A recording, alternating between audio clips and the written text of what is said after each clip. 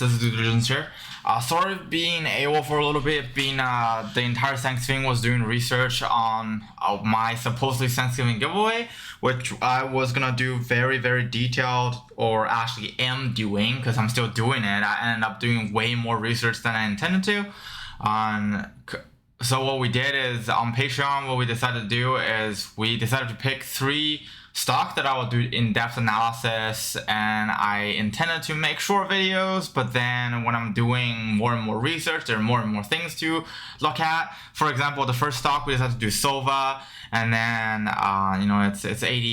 it's Alzheimer's drug, and then while doing that, I decided to dig through their company history. Why did they change the name? All those kind of stuff.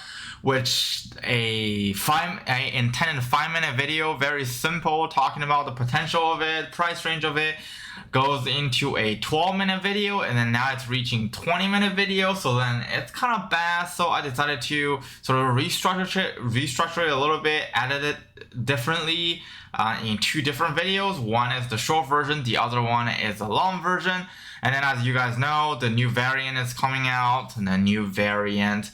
And a lot of countries are unleashing their oil reserve, trying to artificially push the gas price down. And then, there are a lot of commodity traders have resistance over the $74 per barrel for oil and the $79 per barrel for oil.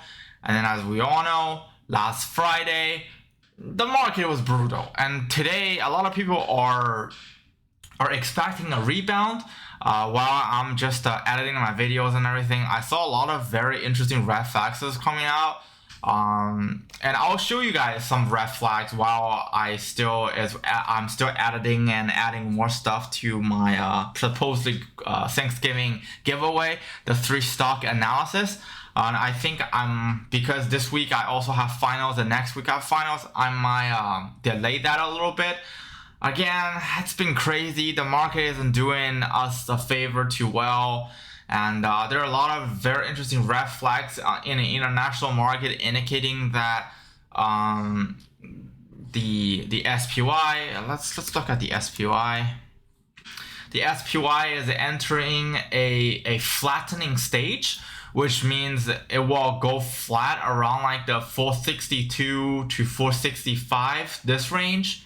And whenever SPY started going flat, that's actually a very, very bad indication of where the entire market is going. And if you go look at the inflation data, job data, and everything, the job market is actually harder than ever, even though people claim that there is a job shortage.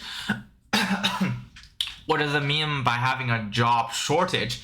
Is a lot of people don't really want to work, and then unskilled workers, like I don't know how to describe it so basically what unskilled worker means is not like they're actually unskilled, but stuff like manual labor, stuff like going work for Starbucks, stuff like being able to be a shop assistant in a shop, which means you don't really need any college credential. You don't need any credential per se. You can just go there and then apply for a job. Turns out that the service industry in the entire US market, as well as the industries that require all these unskilled workers, they really needed that. What does it mean is a lot of people, because if you are living in California and you're doing unemployment benefits, that means you can literally just stay at home and don't do anything, and you can literally get 75% of the earnings that you would get if you were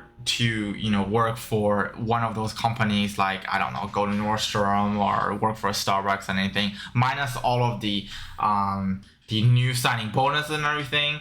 And with that just means a lot of people are quote unquote lazy. They don't really want to do work, and then because of that, they're not counted as a part of the labor force anymore.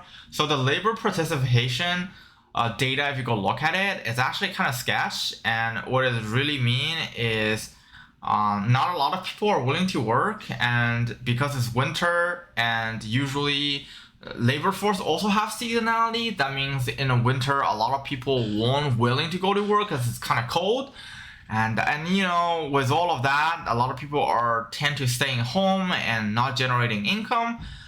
So that's gonna be one of the biggest market stressors in the entire labor market, and due to the entire taper tantrum and everything, technically speaking, taper actually exacerbated over the past week, even with Thanksgiving. And if you go look at how much repo and reverse repo and how much on asset purchasing they've been slowed down, that means over the next few days, the market will see even more effects of all these taper. And plus the new variant of COVID. I mean, again, COVID should not be a concern anymore.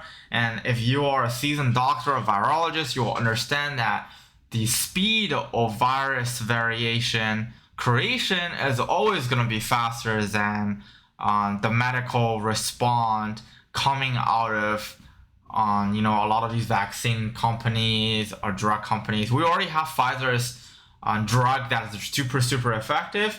So if you take that into account, I don't think there's going to be another lockdown. I do think the entire COVID scare is just there for the market to have a reason to sell off. I think right now we have the entire November seasonality coming in. So then last week I told couple of our Patreon, I mean everything's in Patreon, you can just go check. We talk about like entering VIX this day and that day, and VIX spiked up, and told them to really just take profit and wait until the market settled down a little bit. What I mean is the VIX is actually going to settle down because the positive volatility here already exhausted the entire market momentum. So over the next few days, extending to Wednesday, the VIX is gonna slow down a little bit and stabilize at 22-ish, and it might even go down a little bit more. That means TQQQ, not TQQQ, is gonna go back to its original level at about 169-ish, and then it's gonna trade flat, which means SPY is gonna trade flat, which means any other stock that's not technology, that's not NASDAQ related, is gonna trade flat. That means stuff like lithium, stuff like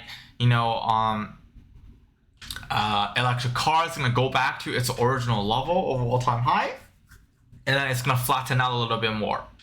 And everything else is just gonna go down. And if you're really a gambler, you can gamble on the oil rebound a little bit, because honestly, when USO is 50, that literally means that we don't have any progress of any oil progress all the way back to June 7th. And if you go look at the general consumption of oil and the general floating price of oil in the United States, oil's still in a shortage.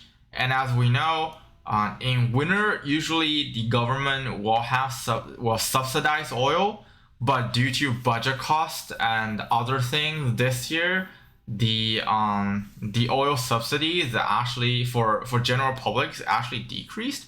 So what does it mean is you will see a sharp rebound of oil in the next few weeks or days.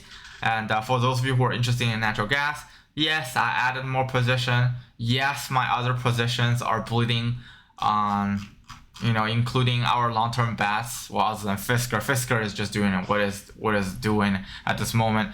But including, our JPM position, I mean, today it does have a very interesting sort of like a bouncing back movement. But I do think JPM, you have a very good entry point here. 160 is a good entry point. I do think Wells Fargo, $48, as I indicated last Friday, is a good entry point. And Citibank is also a good entry point at about $64 or $63.89, as I indicated last Friday on Patreon or on Discord. And yeah, I do think DraftKings is severely undervalued, and I do think it's a really good time to buy some long-term call options around $35 line. And again, I'll make another MMAT video just dedicated to MMAT. My stance still holds. $3.8, buying $4 calls, and if it actually go down to the $3 territory, then you wait until it actually reaches 3.4 or whatever, buy some leave call options at 3, and you will see a significant profit later. But right now, what we're setting up is we're setting up for Christmas rally, and we're setting up for a potential interest rate hike. around January if inflation doesn't change at all over the next few months. But I mean, again, it's over next month, I guess. But again, if you go look at, you know, the oil reserve strategy, what they're doing is they're trying to force the market to sort of stabilize and trading flat, and then so that they don't need to hike the interest rate. But who knows, right? The Y2K incident might happen again. So I guess this video is just gonna be a short, concise market summary for you guys. So then, you know, for those of you who are very uncertain, you won't know what's gonna happen in the next few days or weeks. And again, if you guys are interested in Tesla, I mean, I was wrong about Tesla. I was right about the double crossing. You know, you see the double crossing. If Tesla keep trading like this or keep trading like heuristic like before, this double crossing just means we have a higher volatility than before, and then it will still go back to the 1176 to 1195 line if it persists to be like, you know, before. But again, Elon haven't sold off all of his options and all of his positions. And right now, I think it's almost like 70% done. And again, a lot of insiders are still selling, so I'm not really positive about the entire equity market in the United States. So what we can do to combat that is start buying long-term VIX options when it's time, like this Wednesday or something like that. And then start loading up on like very undervalued stocks like, you know, Nordstrom, Gap, and all those kind of stuff. And maybe keep away from adding up more and more of the very small stocks and everything else.